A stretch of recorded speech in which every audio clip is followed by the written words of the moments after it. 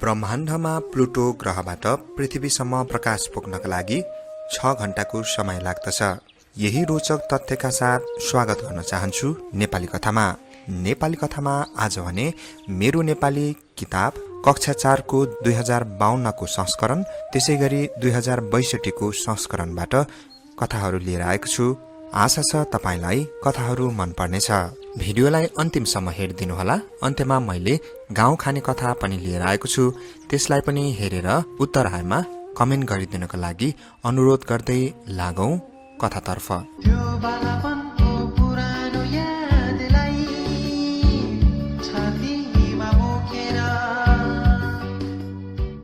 पहिलो कथा सत्य कामको अठोट। जंगलको मध्यभागमा महर्षि गौतमको आश्रम थियो। गौतम ऋषि आफ्ना शिष्यहरूलाई त्यही आश्रममा बसी शिक्षा दिन्थे। घना जंगलको सुनसान एवं मनोरम वातावरणमा शिष्यहरू अर्थी उपदेश सुन्थे। गुरुले सबै शिष्यहरूलाई ज्यादै स्नेह र प्रेमपूर्वक पढाउने गर्थे। एक दिन सधैँझै महर्षि आफ्ना शिष्यहरूलाई शिक्षा दिइरहेका थिए। अकस्मात एउटा बालक गुरु गौतमका अगाडि टक्क उभिन आयो। बालकलाई देखेर गौतम ऋषि र शिष्यहरू छक्क परे। गौतम ऋषिका चेलाहरू एक आपसमा काने खुसी गर्न थाले। बालकले लगाएका लुगा हेर्दा उज्यादै गरिब देखिन्थ्यो। उसका लुगा ठाउँ ठाउँमा च्यातिएका र टालिएका थिए। यस्तो अवस्थामा आएको बालकसँग ऋषिले मायालु स्वरमा सोधे, बाबु के कामले यहाँ आयौ? मबाट हुन सक्ने काम छ भने भन, म गरिदिन्छु। बालकले जवाफ दियो, गुरु मलाई तपाईसँग पढ्ने ठूलो इच्छा छ। मलाई आफ्नो शिष्य बनाई शिक्षा दिनुहोस्। यही कुरा अनुरोध गर्न आएको हुँ। यति कुरा सुनेपछि ऋषिले भने, हेर बाबु, तिमीले पढ्ने इच्छा राखेछौ, तिमीलाई म पढाउँछु। एउटा कुरो त मैले सोध्नै बिर्सेको, तिमी कसका छोरा हौ बाबु? यो कुरो सुनेपछि बालक एकछिन अल्मलियो। बालकले भुइँतिर निहुरेर जवाफ दियो, गुरु मलाई मेरो बुबाको बारेमा केही थाहा छैन, मलाई पढ्ने इच्छा भयो, त्यसैले म यहाँ आएको हुँ। बालकको यस्तो जवाफ सुनि त्यहाँका शिष्यहरू हाँस्न थाले। शिष्यहरू बालकलाई गिज्याउन थाले। केहीले त बाबु नभएको छोरो, कुल घरान नभएको मान्छे जस्ता कुरा झिकेर खोजपेज गर्न थाले। एक थरीले त कुलको कुनै ठेगाना नभएको हुँदा हामीसँग पढ्नै सक्दैन समेत भने। आफ्ना शिष्यका कुरा सुनि ऋषि पनि नाजवाफ भए। उनले बालकलाई केही जवाफ दिन सकेनन्। बालकले ऋषि र शिष्यहरूतिर हेर्दै भन्यो, ठिक छ, म आमासँग बुबाको नाम सोधुला, अनि मात्र तपाईसँग पढ्न बसुला।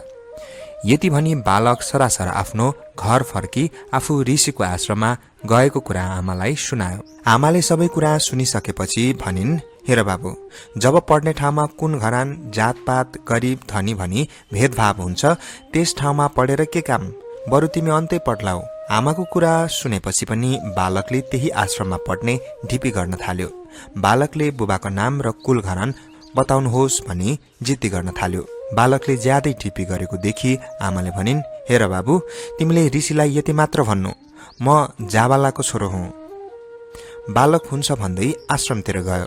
बालकले ऋषिलाई आश्रममा गई त्यही कुरा सुनायो जुन आमाले सिकाएकी थिइन्। त्यहाँका शिष्यहरूले बालकलाई फेरि गिजाउन थाले, किनभने बालकले बुबाको नामको सट्टा आमाको नाम भनेको थियो। महर्षि गौतमले विचार गरे, जुन बालक पढ्ने ठूलो इच्छा राख्छ ऊ ठूलो मान्छे हुन्छ। यो बालक पक्कै पनि पछि ठूलो मान्छे हुन्छ। ऋषिले त्यस बालकलाई अगालो मार्दै भने, तिम्रो इच्छादेखि म खुसी भएँ। तिमीलाई म आफ्नो शिष्य बनाउँछु र पढाउँछु। आजदेखि तिम्रो नाम सत्यकाम जाबालिका भयो। सत्यकाम प्रतिभाशाली थिए। उनले युवा अवस्थामै धेरै शास्त्रहरूको अध्ययन पूरा गरे। उनी ठूला ज्ञानी र विद्वान भए।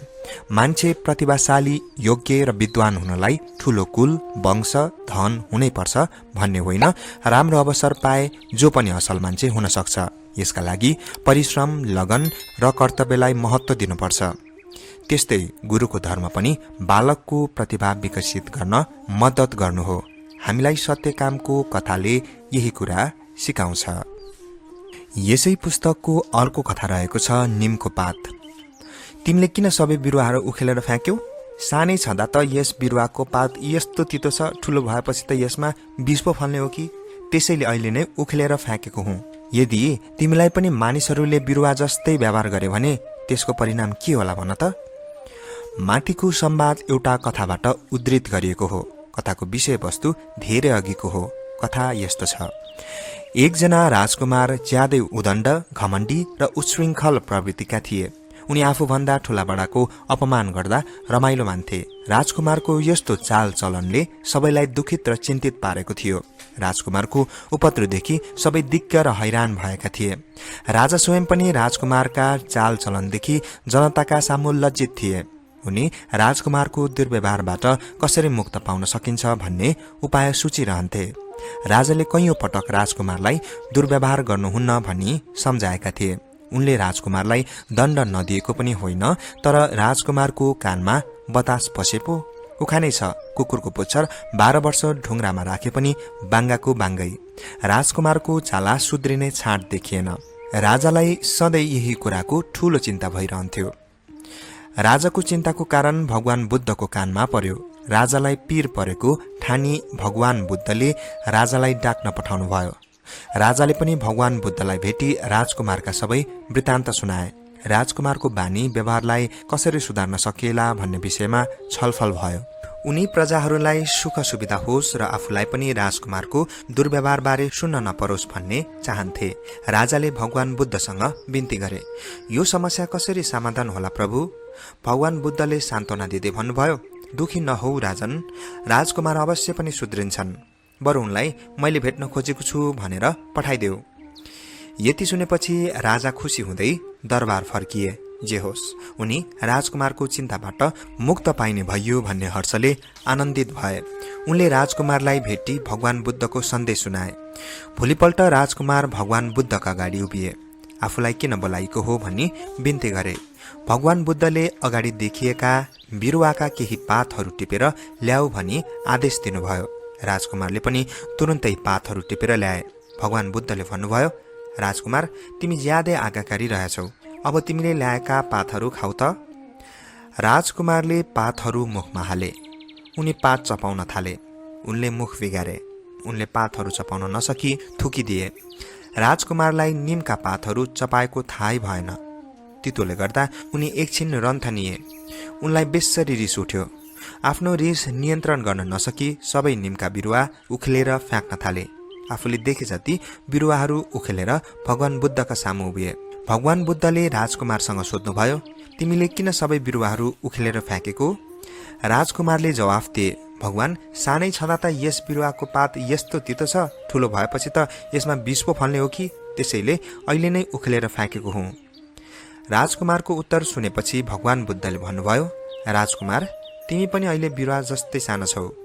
तिमी मानिससँग तितो र मन नपर्ने व्यवहार गर्छौ। यदि तिमीलाई पनि मानिसहरूले बिरुवालाई जस्तै व्यवहार गरे भने त्यसको परिणाम के होला भन त? यो कुरा सुनेपछि राजकुमार छाँगाबाट खसे जस्तै भए। उनलाई आफूले ज्यादै नराम्रो काम गरेको रहेछु भन्ने लाग्यो। उनलाई आफ्नो भूलको पछुतो भयो। पछि उनको बानी बेहोरा असल हुँदै गयो। उनी सबै मानिसका मन पर्ने भए। दर्शक तथा श्रोता मित्रहरू, यसै पुस्तकको अर्को कथा रहेको छ दाजुभाइ र बुढाबा।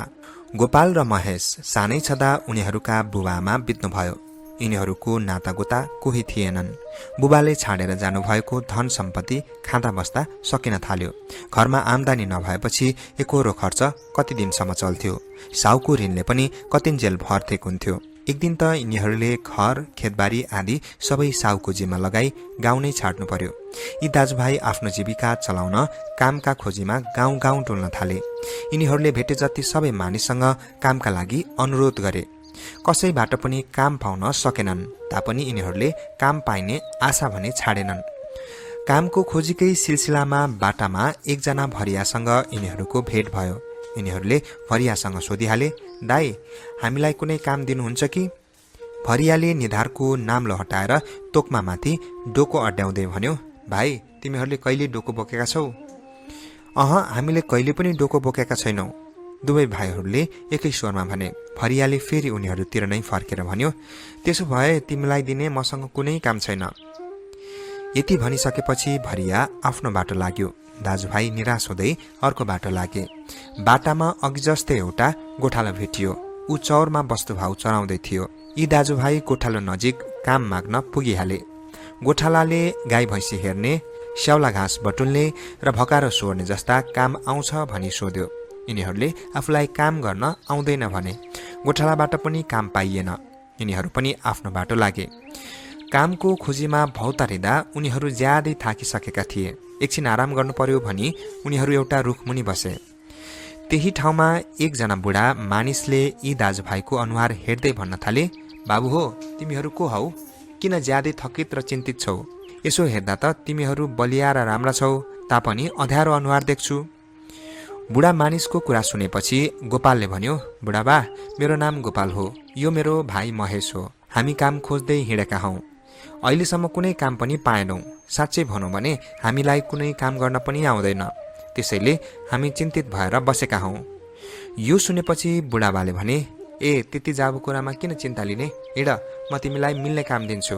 मसँग खेतबारी प्रशस्त छन्, तर मेरो कोही छैनन्। म तिमीहरूलाई छोरा जस्तै गरी राखौँला।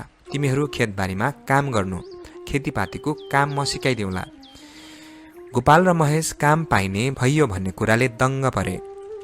उनीहरू बुढाको घरमा गई खेतीपातीको काम गर्न तयार भए। बुढाले आफ्नो खेतबारी सबै देखाए। यी दाजुभाइले खेतीपातीका काम कुराहरू बिस्तारै सिक्दै गए। केही समयपछि खेतबारीमा प्रशस्त अन्न फल्यो। यो देखि बुढा ज्यादै खुसी भए। यी दाजुभाइहरू पनि खुसी साथ काम गर्थे। एक दिन बेलुकी पख बुढाले दुवै दाजुभाइलाई डाके। यिनीहरू पनि के कारणले डाकिएको होला भन्दै बुढाका नजिक पुगे। बुढाले भने, हेर बाबु हो, तिमीहरूदेखि म ज्यादै खुसी छु। तिमीहरूको मेहनतले खेतबारीमा दोब्बरे अन्न भएको छ। मैले तिमीहरूको नाममा बैंकमा खाता खोलिदिएको छु। तिमीहरू दुवैको नाममा बचत खाता छ। बैंकमा जम्मा गरेको भौचर र चेकबुक पनि यही छ। पढ त, बैंकको भौचरमा के रहेछ? गोपालले अचम्म मान्दै बुढाका हातबाट बैंक भौचर लियो र पढ्यो। बैंक भौचर पढेपछि गोपालले बुढातिर हेर्यो। बुढाले फेरि भन्न थाले, तिम्रो खातामा 15,000 रुपियाँ छ। यो रुपियाँले तिमी व्यापार पनि गर्न सक्छौ, या त अन्त जग्गा किनी खेतीपाती पनि गर्न सक्छौ। यो चेकबुक राख, परेका बेलामा पैसा झिक्न सक्छौ। यति भनेपछि बुढाले चेकबुक पनि दिए। बुढाले आफूप्रति गरेको स्नेह र माया सम्झी दुवै दाजुभाइका तर्फबाट आभार व्यक्त गर्दै महेशले भन्यो, बुढाबा, तपाईँले दुःख परेका बेला मद्दत गर्नुभयो। हामीलाई छोरा जस्तै माया गर्नुभयो। हामी तपाईँको यो उपकार कहिल्यै बिर्सन्नौ। हामी तपाईँलाई छाडेर पनि कहिल्यै जाँदैनौ। यिनीहरू कतै नजाउन् भन्ने चाहना बुढाको पनि थियो। बुढाले भने, तिमीहरू कतै जानु पर्दैन। तिमीहरू मसँगै बस। यो खेतबारी सबै तिमीहरूकै हुन्। दाजुभाइ पनि बुढाबासँग आनन्दले बसे। दर्शक तथा श्रोतावृन्दहरू, यही पुस्तकको अर्को कथा रहेको छ आकाशे दरबार। गोनु झालाई तर्क, बुद्धि या धुर्त्याइले जित्न मुस्किलै थियो। गोनु झा चतुराई, न्याय र वाकपटुतामा निपुण थिए। उनका गुणहरूको कदर त्यति बेलाका राजा पनि गर्थे। गोनु झा प्रतिष्ठित व्यक्तिहरूमध्ये गनिन्थे। त्यसो त गोनु झाका बारेमा रमाइला र घतलाग्दा थुप्रै कथाहरू छन्, तापनि उनको बठ्याइ देखिने एउटा कथा हामी सुनौ। राजाको मनमा एक दिन अचम्मको इच्छा जाग्यो। उनलाई आफ्नो राज्यको सबभन्दा चलाक र तीव्र बुद्धि भएको मान्छे छान्न मन लाग्यो। उनले सबभन्दा बाठो र तीखो बुद्धि भएको मान्छे पाए मन्त्री बनाउने विचार समेत गरे। योग्य र बुद्धि मन्त्री भए राज्य सञ्चालन पनि राम्ररी हुन्थ्यो। यी सबै कुरालाई खुलाएर राजाले राज्यमा झ्याली पिटाउन लगाए। सबैभन्दा बुद्धिमान, कहलिन पाइने र मन्त्री समेत हुन पाइने आशामा सयौं मानिसहरूले दरबारमा निवेदन दिए। निवेदन दिने मध्ये विद्वान, व्यापारी, सैनिक, प्रशासक आदि विभिन्न पेसाका मानिसहरू थिए। यही हुलमा उम्मेद्वारका रूपमा गोनु झा आएका पनि थिए। निवेदन दिने म्याद सकिएपछि निश्चित दिन तोकी राजाले सबै निवेदकहरूलाई दरबारमा डाके।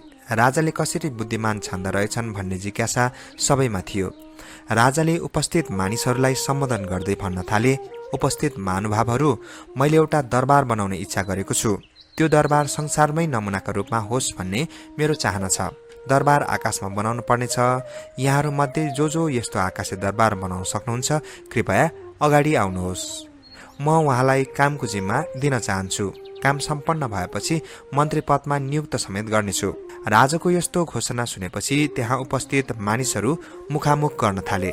मानिसहरू राजाको इच्छा बमोजिम दरबार बनाउनु भनेको मुस्किल मात्र होइन, असम्भव नै छ भनी केही नबोली बसे। दरबार बनाउने कार्यमा कोही पनि अग्रसर भएनन्। सबैले ठाने राजाले हुनै नसक्ने काम बताएर हामीलाई मूर्ख बनाए। सबैले घोसे मुन्टो लाएर बसेको देखि गोनुझा पनि एकछिन केही बोलेनन्। केही बेरमा अब त केही भन्नै पर्यो भनी गोनुझाले मुख फोरे। सरकार, म हजुरको इच्छा बमोजिमको महल निर्माण गर्न सक्छु, तर त्यस दरबारको निर्माण कार्यको शुभारम्भ गर्न 4 महिनापछि मात्र सम्भव छ। सरकारबाट मलाई 4 महिनाको अवधि बक्सिनुपर्छ। यसका साथै सरकारका हजुरमा अर्को निवेदन पनि छ। राजा दङ्ग पर्दै भन्न थाले, हुन्छ गोनुझा, मैले तिमीलाई 4 महिनाको समय दिएँ र दरबार बनाउने आज्ञा पनि दिएँ। बरु अर्को कुरा निवेदन गर्छु भन्थ्यौ नि। गोनुझाले नम्रतापूर्वक बिन्ती गरे, सरकारबाट मलाई दरबार बनाउने अवसर दिइबक्सेकोमा आभारी छु। मैले मागेको समय पनि बक्सेकोमा हार्दिक कृतज्ञ ज्ञापन गर्छु। यसका साथै मेरो के अनुरोध छ भने दरबार बनाउने सिकर्मी र डकर्मीका नजिक सामान पुर्याउने जिम्मा सरकारका तर्फबाट भए अझ बढी कृतज्ञ हुने थिए। राजाले गोनुझाको कुरा भुइँमा झर्न नपाउँदै भने, हुन्छ हुन्छ, त्यसको बन्दोबस्त म गरौँला। त्यस कामको जिम्मा मेरो भयो। सामानहरू जहाँ पुर्याउनु पर्छ त्यही पुर्याइदिउला। गोनुझाले भने, सरकार, म अब 4 महिनापछि यही ठाउँमा उपस्थित हुनेछु। त्यही दिनदेखि दरबार बनाउने काम सुरु गर्नेछु। राजाले गोनुझालाई हुन्छ भनी स्वीकृति दिए। त्यहाँ उपस्थित सबै मानिसहरू गोनुझाको आँट देखेर छक्क पर्दै घर फर्के। उता गोनुझा पनि राजालाई कसरी चित्त बुझाउने होला भन्ने चिन्ता लिई घरतिर लागे। राजालाई कहिले 4 महिना बित्ला र आकाशे दरबारको जग हालेको हेर्न पाइएला भन्ने ज्यादै उत्सुकता भइरहन्थ्यो। समय जान कति बेर भने झैँ 4 महिना पनि पुग्यो। गोनुझाले सबैलाई आकाशे दरबारको निर्माण कार्य सुरु गरेको हेर्न निम्तो गरे। दरबार अगाडि राजा, मन्त्री र भद्र भलाद्मीहरू उपस्थित भए। गोनुझा पनि त्यही थिए। त्यहाँ सबैका मुखमा आकाशे दरबारकै चर्चा थियो। एकछिनपछि नजिकै रुखका हाँगाबाट आवाज आयो, आओ भाइ आओ, इट ल्याऊ, काठ ल्याऊ, महल बनाऊ, महल बनाऊ। मानिसहरू कताबाट आवाज आयो भनी चारैतिर पलाक पुलुक हेर्न थाले।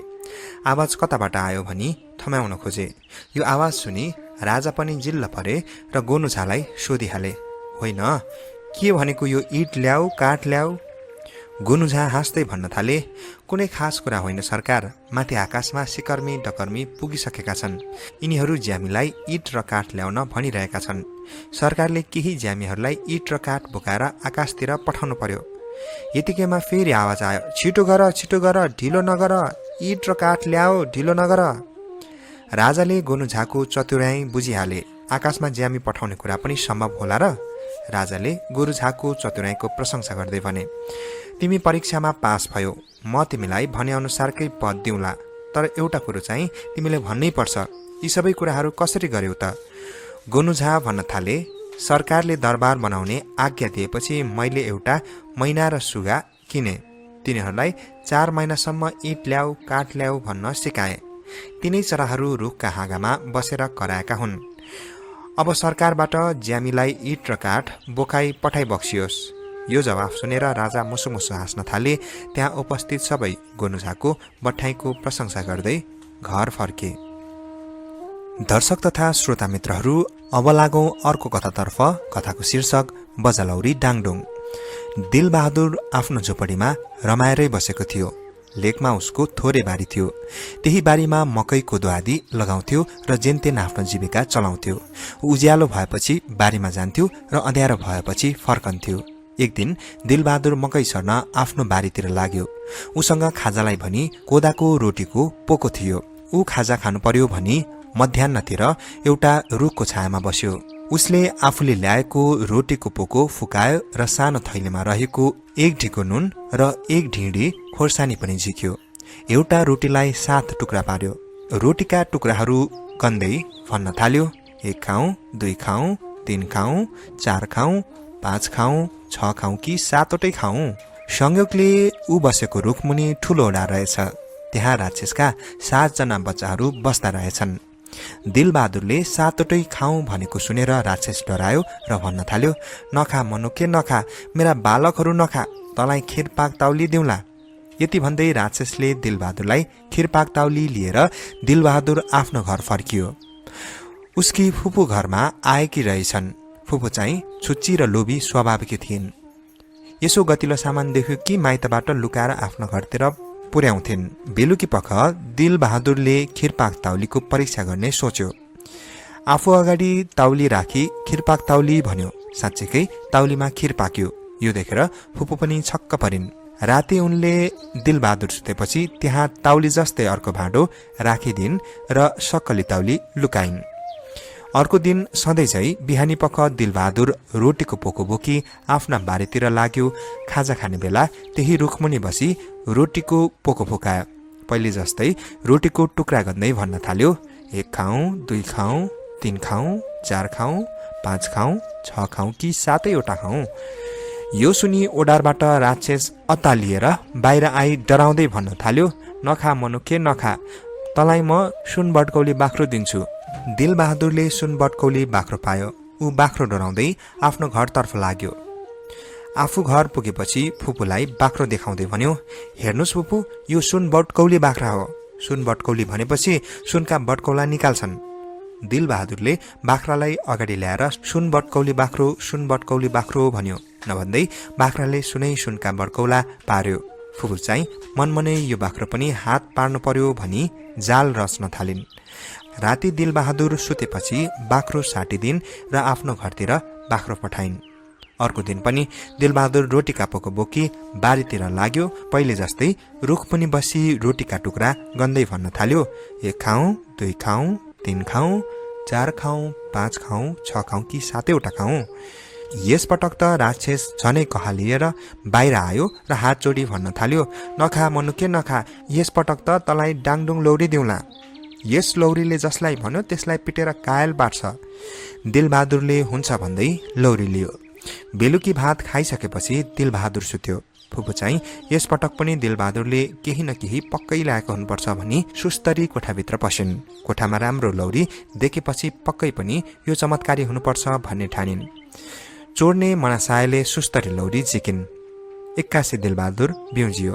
अँध्यारामा चोरले लौरी चोर्न लगेछ क्यारे भन्ने ठानी उसले बजा लौरी डाङडुङ भन्यो।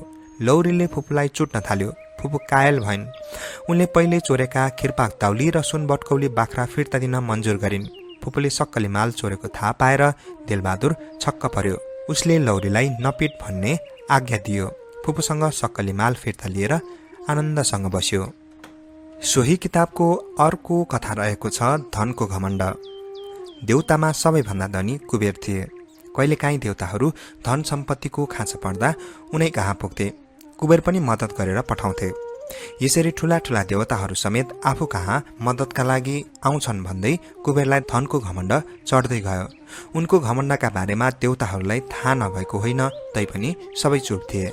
गणेशजी चाहिँ कसरी कुबेरको घमण्ड तोडौँ भनी मौकाको खोजीमा थिए। एक दिन कुबेरले ठुलो भोजको आयोजना गरे। सबै देवी देवताहरूलाई निम्तो गरियो। भोजमा बलवान भीमसेनदेखि ऋषि दुर्वासासम्म थिए। सबैजना कुबेरको ठाटबाट देखि दङ्ग र आश्चर्यचकित भए। एकछिनपछि ठुलो भुँडी हल्लाउँदै गणेशजी पनि त्यहीँ पुगे। कुबेरले गणेशजीलाई देख्ने बित्तिकै बडो सम्मानका साथ भित्र लगे। उनलाई विभिन्न प्रकारका खानेकुरा खुवाउन थालियो। गणेशजी आफ्नो अगाडि भएका सबै खानेकुरा सिद्ध्याउन थाले। उनलाई खुवाउन मान्छेहरूले दौडा दौड गर्दै खानेकुरा ल्याए। जति खानेकुरा ल्याए पनि गणेशजी एकै गाँसमा सिद्ध्याइदिन्थे। गणेशजीलाई खानेकुरा थप्दा थप्दै पकाएका सबै खानेकुराहरू सकिए। अझ पनि गणेशजीको पेट भरिएको थिएन। उता भान्सामा अरू खानेकुरा तयार पारिँदै थियो। यता गणेशजी अझै खानेकुरा ल्याऊ भनी माग्दै थिए। खानेकुरा ल्याउन ढिलो भयो भनी गणेशजी आफै भान्सामा पुगे। पकाउँदा पकाउँदैका खानेकुरा झिक्दै खान थाले। भान्सामा पनि सबै खानेकुरा सिद्धियो। गणेशजी मलाई अझ खानेकुरा चाहियो भन्दै कुर्लन थाले। कुबेरले गणेशजीसँग बिन्ती गर्दै भने, अब त नपकाएका चामल र तरकारी मात्र छन्, केही छिन पर्खनु पर्यो। गणेशजी झन गर्जँदै खोइ कहाँ राख्या छ, त्यही भए पनि ल्याउनु पर्यो भन्दै भण्डारतिर लागे। भण्डारमा भएभरका सबै अन्नहरू त्यत्तिकै खाइदिए। गणेशजीले खाएर भण्डार पनि रित्तो पारे। खोइ त अरू अन्नहरू कहाँ छन् भन्दै गणेशजी उफ्रन थाले। कुबेरले आफ्नो त्यत्रो भण्डार पनि रित्तो भएको देखि उनको हौसले ठाउँ छोड्यो। कुबेर डराउँदै भन्न थाले, अब त भण्डारमा सबै थोक सकियो, केही छिन पर्खनुहोस्, म बाहिरबाट मगाउँछु। यो सुनेपछि गणेशजी झन रिसाएर भन्न थाले, तिम्रो भण्डारमा मलाई पेटभरि खुवाउने अन्नपात नभए किन डाक्यौ त? मलाई त ज्यादै भोक लागेको छ, तिमीलाई भए पनि खान्छु। गणेशजीको यो कुरा सुनेपछि कुबेर डरले भाग्न थाले। कुबेर अघि अघि भाग्दै गए भने गणेशजी पछि पछि लखेट्दै गए। धेरै बेरको दौडा दौडपछि कुबेर कैलाशमा शङ्करजीलाई गुहार्न पुगे।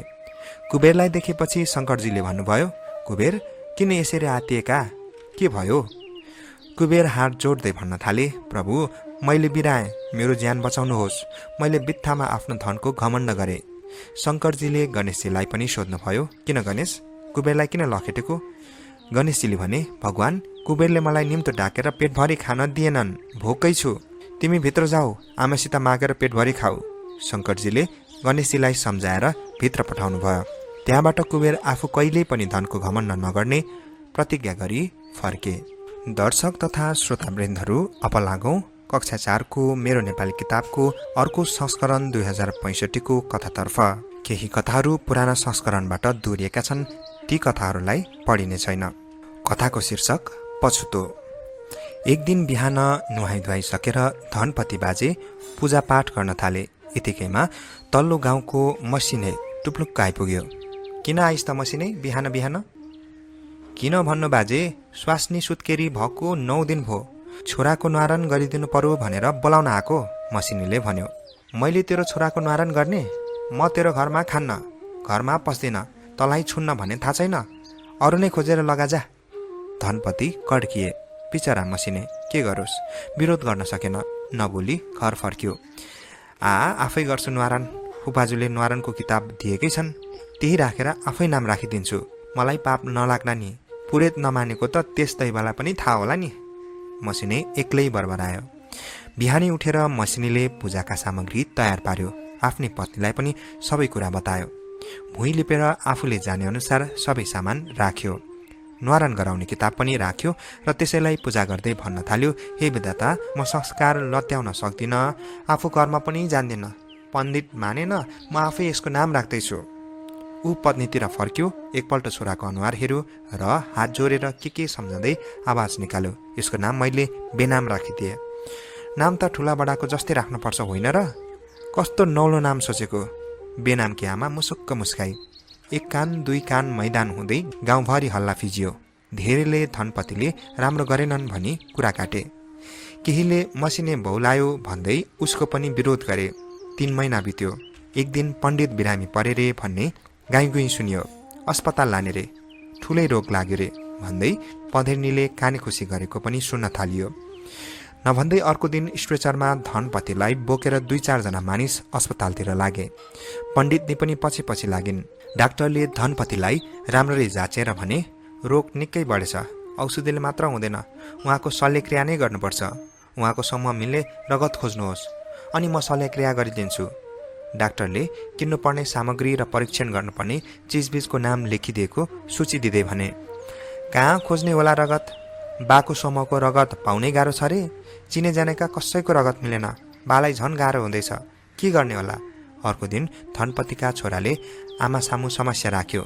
उनले पनि केही भन्न सकिनन्, घुरिरहन्। यो खबर डाँडा गाउँभरि फैलियो।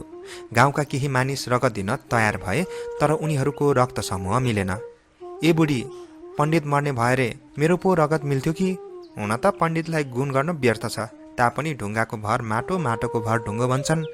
एउटै गाउँमा बसिएको छ, तिनले मलाई व्यवस्था गरे भन्दैमा मैले पनि त्यसै गर्न सुहाउँछ र? म अस्पताल जानु पर्यो, सातु सामाल बोकेर हिँडे भने बेलुकासम्ममा त पुगेला, भोलि जानु पर्यो। बुढीले पुरानो कुरा सम्झेर विरोध गर्न खोजी, तर लोक्नेको ढिपी अगाडि उसको केही लागेन। भोलिपल्ट बिहान भालेको डाकमै मसिने अस्पतालतिर लाग्यो। कस्तो छ पण्डितजीलाई? उहाँलाई बचाउनु पर्छ, जति रगत चाहिन्छ म दिन्छु डाक्टर साहेब, उहाँलाई बचाउनुहोस्। पण्डितलाई हेर्दै मसिने डाक्टरसँग छिटो छिटो आफ्नो कुरा बतायो। पण्डित बेहोस भए, रगत नभएकाले उनको उपचार हुन सकेको थिएन। मसिने आउन साथ डाक्टरले उसको रगत जाँचे। पण्डितको समूहसँग उसको रगतको समूह मिल्यो। पण्डितको शल्यक्रिया सफलतापूर्वक सम्पन्न भयो। मसिनीले होस नखोलुन्जेल उनलाई नै हेरिरह्यो। होस खुलेपछि ऊ घरतिर लाग्यो। 2-3 दिनमा पण्डित राम्ररी निको भए। उनलाई सान्त्वना दिँदै डाक्टरले भने, पण्डित बा, अब त ठिक भइहाल्यो नि, मसिने दाइले रगत नदिएको भए त? डाक्टरले अरू कुरा भनेनन्। पण्डितनीले सबै कुरा बताइदिन्। कुरा सुन्दा एकपल्ट त पण्डित ससँग भए, तर तुरुन्तै सम्हालिए। उनको अनुहारमा पश्चातापको भाव स्पष्ट देखिन्थ्यो। केही दिनपछि पण्डित घर फर्के। उनलाई मसिनेको छोरो हेरु हेरु लाग्यो। अस्पतालबाट फर्कदा उनले मसिनेका छोरालाई भनी एउटा भोटो पनि ल्याएका थिए। त्यही बोकेर उनी बाटै बाटो मसिनेको घरतिर लागे। ए पण्डित बा आउनुभयो, यता बसौँ। पिँढेमा राडी ओछ्याउँदै मसिनेले ढोक गर्यो। कहाँ यहाँ बस्छु, भित्रै बस्छु। मैले तेरो घरमा पस्दिनँ खान्न भनेर तेरो ठुलो अनादर गरेँ। मलाई साह्रै पछुतो भयो। आज त तेरो छोरालाई सुमसुमाएर माफी माग्न आएको। माफी दिन्छ छैन? अब म यो छुवाछुतको भावना त्यागिदिन्छु। पण्डित सरासर भित्र पसे। पण्डितले बेनामलाई सुमसुमाएर र मसिनेतिर फर्केर भने, कति सुन्दर छोरो, अब म यसलाई पढाएर पण्डित बनाउँछु। उनले आफूले ल्याएको भोटो मसिनेकी श्रीमतीलाई दिँदै भने, यसलाई लगाइदेऊ। मसिने, म पढेर पनि मूर्ख रहेछु, त नपढेर पनि विद्वान रहेछस्। तैँले मलाई जीवनको ठुलो पाठ पढाइस्। अब म तँलाई कहिल्यै अनादर गर्दिन। त नभएको भए म मर्ने रहेछु नि। रगत सबैको रातै हुने रहेछ। मैले यो बुझिनछु। आखिर सबै मानिस समान हुन् नि, होइन र? उनले मसिनेलाई गम्ल्याङ्ग अङ्गालो मारे। दुवैका आँखामा आँसु टिलपिलाए। मसिनेकी श्रीमतीले पण्डितलाई एक गिलास तातो चियाले सत्कार गरी। दर्शक तथा श्रोता मित्रहरू, आजको लागि कक्षा 4 को मेरो नेपाली किताबका पुराना पाठ्यक्रमका पुस्तकहरूबाट कथा यति नै। अब लागौं गाउँ खाने कथातर्फ। सर्वप्रथम हिजो मैले सोधेको गाउँ खाने कथाको उत्तरतर्फ लागौं। हिजो मैले सोधेको थिएँ, ओखल भनौं ओखल होइन, मूल फुट्छ कुवा होइन के हो? यस गाउँ खाने कथाको सही उत्तर रहेको छ आँखा। हिजोको भिडियोमा कमेन्ट गर्नुहुने सम्पूर्ण दर्शकको म कमेन्ट वाचन गर्न गइरहेको छु। सुरुमा रुसम लावतीज्यूले कमेन्ट गर्नुभएको छ, आई एम फर्स्ट। त्यसै गरी आइता गुरुङज्यूले फर्स्ट कमेन्ट है दाई भन्नुभएको छ। त्यसै गरी युवराज निरौलाज्यूले सर आवाज नै आएन नि भन्नुभएको छ। कहिलेकाहीँ युट्युबमा प्रोसेसिङ हुने रहेछ, केही समय आवाज नआएमा केही समय पर्खिदिनको लागि म अन्य दर्शकहरूलाई पनि हार्दिक अनुरोध गर्दछु। त्यसै गरी उहाँले नै कमेन्ट गर्नुहुन्छ, कथा मलाई अत्यन्त रोचक, रमाइलो, आनन्ददायक, नीतिगत, सन्देशमूलक अनि मर्मस्पर्शी लाग्यो। अनि उत्तर चाहिँ जिब्रो र आँखा हो कि जस्तो लाग्छ मलाई त भन्नुभएको छ। तपाईँको कमेन्टको लागि धेरै धेरै धन्यवाद। त्यसै गरी रीता ठकुरी दिदी लेख्नुहुन्छ, नमस्कार भाइ, कथाहरू सबै नै रमाइलो साथै ज्ञानवर्धक लाग्यो। भाइलाई हार्दिक धन्यवाद भन्नुभएको छ।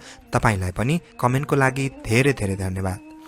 पूर्ण रोकाज्यू लेख्नुहुन्छ, है जमिन सर, आजका कथाहरू साह्रै राम्रा छन्। बाख्रीको कथा आदि मात्र भयो सर, माइन्ड नगर्नु है हजुर। आजको आन्सर घैला हो कि विक्रम बेतालका कथाहरू सुनाउनुहोस् न सर, यो मेरो अनुरोध हो, अन्यथा नसोच्दिनु है। मलाई कथाहरू साह्रै राम्रा लाग्छन्, तर म पढ्न सक्दिनँ, त्यसैले हजुरलाई अनुरोध गरेको भन्नुभएको छ। पूर्ण रोकाज्यू, तपाईँलाई धेरै धेरै धन्यवाद यसरी माया गरेर कमेन्ट गर्नुभएको छ। विक्रम बेतालका कथाहरू म अवश्य नै भन्नेछु, तर केही समय भने अवश्य लाग्नेछ, कृपया प्रतीक्षा गर्नुहोला। त्यसै गरी रेखा थापाज्यू लेख्नुहुन्छ, जमिनजी, यसको आन्सर पक्का पनि आँसु हुनुपर्छ, किनभने आज मेरो छोरा रुँदै आँखाबाट मूल फुट्ला जस्तो आँसु झार्दै आयो। आन्सर सही होला नि भन्नुभएको छ। तपाईँको कमेन्टको लागि धेरै धेरै धन्यवाद। सुरेन्द्र बस्नेतज्यू लेख्नुहुन्छ, नमस्कार जमिन सर, आज कथा चाँडै सुन्न पाइयो, यसरी नै चाँडै सुन्न पाइयोस् भन्ने आशा लिएको छु। र आजको गाउँ खाने कथाको उत्तर चाहिँ पानी तान्ने कल वा इनार होला भन्नुभएको छ। कमेन्टको लागि धेरै धेरै धन्यवाद सुरेन्द्र बस्नेतज्यूलाई। सम्झना साक्यज्यू लेख्नुहुन्छ, आउँदैछ है, आउँदैछ, किप गोइङ भन्नुभएको छ। तपाईँको हौसलाको लागि धेरै धेरै धन्यवाद। अनिता राईज्यू लेख्नुहुन्छ, गाउँ खाने कथाको उत्तर मुख होला सर भन्नुभएको छ। कमेन्टको लागि धन्यवाद। एनपी क्विनज्यू लेख्नुहुन्छ, खाना बनाउँदै हजुरको स्टोरी सुन्न साह्रै रमाइलो लाग्छ भन्नुभएको छ। एनपी क्विनज्यू धेरै धन्यवाद तपाईँको यो माया र साथको लागि। सुरेश शाहज्यू लेख्नुहुन्छ, नमस्कार जमिन दाजु, म सुरेश शाह सप्तरीबाट। आजको गाउँ खाने कथाको उत्तर रहेको छ आँखाबाट आँसु भन्नुभएको छ। सही उत्तर रहेको छ। धेरै धेरै धन्यवाद सुरेशज्यू, दैनिक रूपमा कमेन्ट गर्नुहुन्छ। तपाईँको यो उत्साहको लागि धन्यवाद। पीआरडी मोक्तानज्यू लेख्नुहुन्छ, नमस्ते सर, म हजुरलाई पछ्याउने नयाँ व्यक्ति हुँ। मेरो नेपाली व्याकरण अलि कमजोर भएकोले यसको उत्तर दिन सकिनँ। हुन त चाहेको भए म भन्दा अघि कमेन्ट गर्नेहरूको हेरेर उत्तर भन्न सक्थे, तर चोरी गरी पास हुनु भनेको भविष्य अन्धकार बनाउनु जस्तो लाग्छ मलाई भन्नुभएको छ। तपाईको यो साह्रै नै रमाइलो कमेन्टको लागि धेरै धेरै धन्यवाद। त्यसैगरी रमेश तामाङज्यूले पनि कमेन्ट गर्नुभएको छ। निशा तिवारीज्यूले कमेन्ट गर्नुभएको छ, मुख र दाँत होला भन्नुभएको छ। चेरी मगर्सज्यू लेख्नुहुन्छ, कथा एकदम दामी छ। आजको एन्सर चाहिँ आँखा हो कि भन्नुभएको छ, सही एन्सर रहेको छ। त्यसैगरी विश्वनाथ फुयाल लेख्नुहुन्छ इनार, र अन्त्यमा मायाश्रीज्यू लेख्नुहुन्छ, कति राम्रो कथा सुनेर धेरै धेरै खुसी लागेको छ। हामी सब श्रेष्ठ परिवारजनलाई हस्। आजको गाउँ खाने कथाको उत्तर चाहिँ पानी तान्ने मेसिन पो हो कि भन्नुभएको छ। कमेन्ट गर्नुहुने सम्पूर्णलाई धेरै धेरै धन्यवाद। अब लागौं आजको गाउँ खाने कथातर्फ। आजको गाउँ खाने कथा रहेको छ, पहाड छ ढुङ्गो माटो छैन, नदी छ पानी छैन, जंगल छ रुख छैन, शहर छ मान्छे छैन, के हो? प्रश्न एकपटक फेरि, पहाड छ ढुङ्गो माटो छैन, नदी छ पानी छैन, जंगल छ रुख छैन, शहर छ मान्छे छैन, के हो? यस गाउँ खाने कथाको उत्तर तपाईलाई थाहा भए या प्रयास गर्न चाहनुहुन्छ भने यस भिडियोको मुनि कमेन्ट गर्नुहोला। कथा के कस्तो लाग्दैछ, कहाँबाट हेर्दै हुनुहुन्छ, कस्तो खालको कथाहरू सुन्न चाहनुहुन्छ, कृपया त्यो पनि कमेन्ट गर्नको लागि हार्दिक अनुरोध गर्दै आजको यस कथा बसाइबाट म कथावाचक जमिन राईलाई पनि बिदा दिनुहोस्। नमस्कार।